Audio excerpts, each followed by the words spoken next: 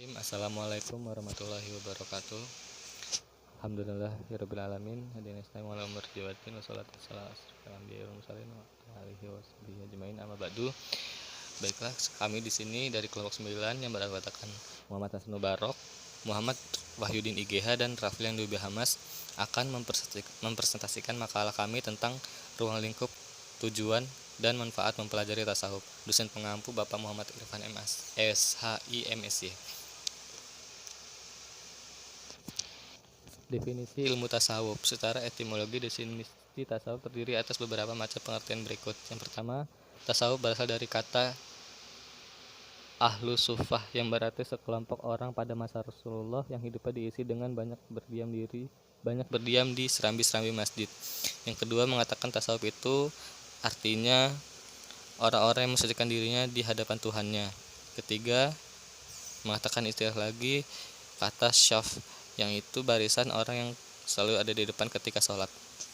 Keempat, ada yang mengatakan bahwa istilah tasawuf diisbatkan kepada orang-orang Bani Sufah. Yang kelima, tasawuf adalah istilah yang disamakan dengan kata hikmah yang berarti kebijaksanaan. Yang keenam, ada juga yang mengatakan tasawuf itu berasal dari kata sahafanah, yaitu sebangsa buah-buahan kecil yang berbulu yang banyak sekali tumbuh di padang pasir di tanah Arab, dan pakaian kaum sufi itu berbulu-berbulu seperti buah itu dalam kesederhanaannya. Ketujuh, ada juga yang mengatakan tasawuf itu berasal dari kata suf yang berarti bulu domba atau wol. 2. Objek pembahasan tasawuf. Dalam suatu hadis diriwayatkan yang artinya sesuatu yang halal adalah jelas dan yang haram adalah jelas. Di antara keduanya ada suatu perkara yang mutasyabihat. Tidak banyak manusia yang mengerti tentang hal yang mutasyabihat. Barang siapa yang menjaga diri dari hal-hal yang subhat, tidak jelas antara halal dan haram, maka akan terjaga agamanya. Dan barang siapa yang tidak dapat menjaganya, maka seperti mengembala kambing yang mengembala di ladang luas, yang dimungkinkan kambing tadi memakan makanan yang bukan berasal dari ladang milik yang mempunyai kambing tersebut. Ingat, semua itu ada pemiliknya. Ingat, sesungguhnya dalam jasad manusia ada segumpal darah. Jika itu baik, maka akan baik yang lainnya juga. Jika jelek, maka yang lain juga akan berpengaruh. Apakah dia adalah qalbu atau hati. Dari hadis tersebut nampak bahwa objek kajian tasawuf adalah hati atau jiwa manusia. Pembahasannya tidak secara fisik karena hal tersebut lebih banyak ke masalah fisiologi manusia atau biologi.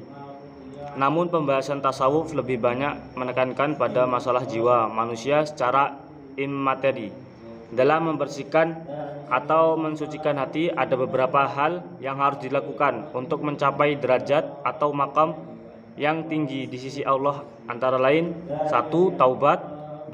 Wara, 3. Zuhud, 4. Fakir al-faqr, 5. Sabar, 6. Tawakal, dan 7. Ridho.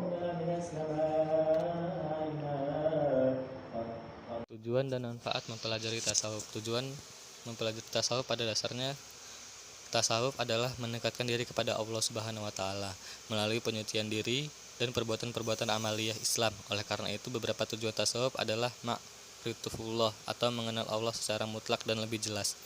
Intisari dari tasawuf bertujuan untuk memperoleh hubungan langsung dengan Allah Subhanahu wa taala sehingga seseorang akan merasa berada di hadiratnya. Tasawuf memiliki tujuan yang baik, yaitu kebersihan diri dan taqarrub kepada Allah Subhanahu wa taala. Namun tasawuf tidak boleh melanggar apa yang jelas telah diatur dalam Al-Qur'an dan As-Sunnah, baik dalam akidah, pemahaman atau tata cara yang dilakukan. Mustafa Zuhri mengatakan bahwa tujuan perbaikan akhlak itu ialah untuk membersihkan kelabu dari kotoran hawa nafsu dan amarah sehingga hati menjadi suci dan bersih, bagaikan cermin yang mendapat menerima cahaya. Ada beberapa tasawuf dalam kehidupan modern, antara lain yang pertama, menjadikan manusia berkepribadian baik yang soleh dan berakhlak baik. Yang kedua, lebih mendekatkan diri kepada Allah Subhanahu wa taala. Yang ketiga, sebagai obat mengatasi krisis kerohanian manusia. Kesimpulan, tasawuf merupakan salah satu bidang studi Islam yang memutuskan perhatian pada pembersihan aspek rohani manusia yang dapat menimbulkan akhlak mulia.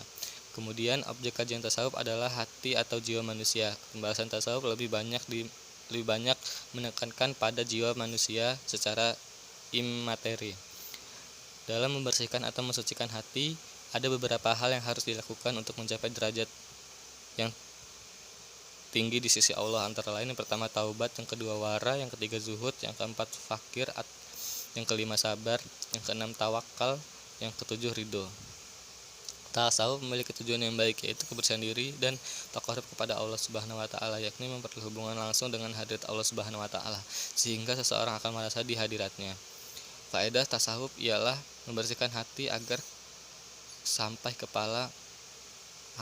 kepada makrifat Allah Subhanahu wa taala sebagai makrifat yang sempurna untuk keselamatan di akhirat dan mendapatkan keridhaan Allah Subhanahu wa taala dan mendapatkan kebahagiaan abadi.